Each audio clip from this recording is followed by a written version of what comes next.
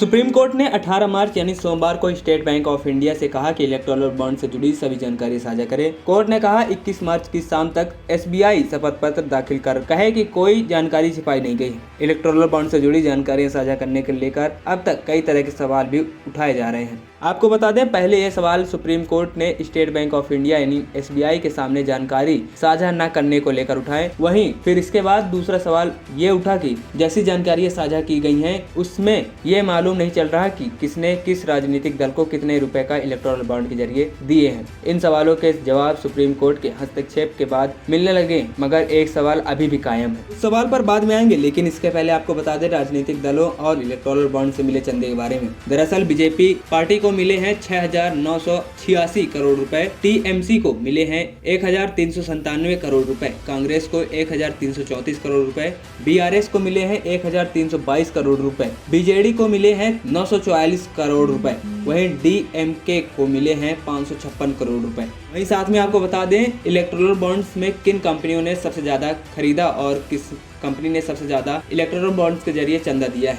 जिसमें पहले नंबर पर आती है future gaming and hotel services private limited, जिसने 1,368 करोड़ रुपए का चंदा दिया है। वहीं दूसरे नंबर पर है mega engineering and infrastructure limited, जिसने 966 करोड़ रुपए का चंदा दिया है। तीसरे नंबर पर है quick supply chain private limited, 410 crore रुपए का चंदा, वेदांता लिमिटेड 400 करोड़ रुपए का चंदा, वहीं हल्दिया एनर्जी लिमिटेड ने 377 करोड़ रुपए का चंदा दिया है। और ये लिस्ट इसी तरह से जाती जा रही है। लेकिन अब आते हैं उस सवाल पर जो अभी भी बरकरार है, जिसमें इलेक्टोरल बॉन्ड पर राजनीतिक दलों ने क्या कहा और क्या नहीं, इसके बारे में सवाल उठ रहे हैं। दरअसल राजनीतिक पार्टियों की ओर से सुप्रीम कोर्ट में चंदा देने वाले की जानकारी साझा की गई थी, उसे अब चुनाव आयोग ने सार्वजनिक किया है। यह जानकारी सील कवर में साझा की गई थी। DMK को सबसे ज्यादा चंदा करीब 509 करोड़ रुपए फ्यूचर गेमिंग कंपनी से मिला है। DMK को इलेक्टोरल बॉन्ड के जरिए कुल 556 करोड़ रुपए मिले हैं। DMK उन कुछ राजनीतिक दलों में से एक है जिसने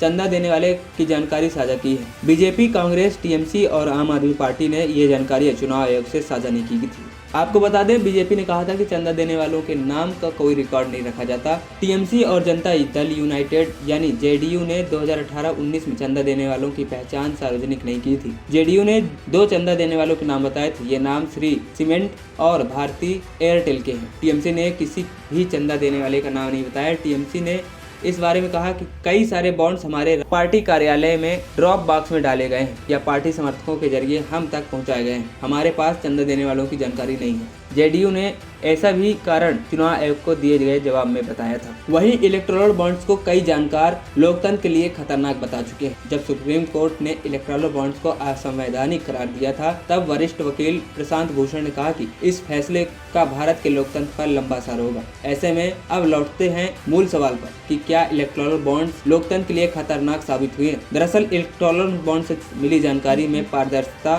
चंदे के बदले सरकार से फायदा, केंद्रीय एजेंसियों के दुरुपयोग जैसे कई सवाल सतह पर आ गए हैं। ANP टाइम्स की रिपोर्ट।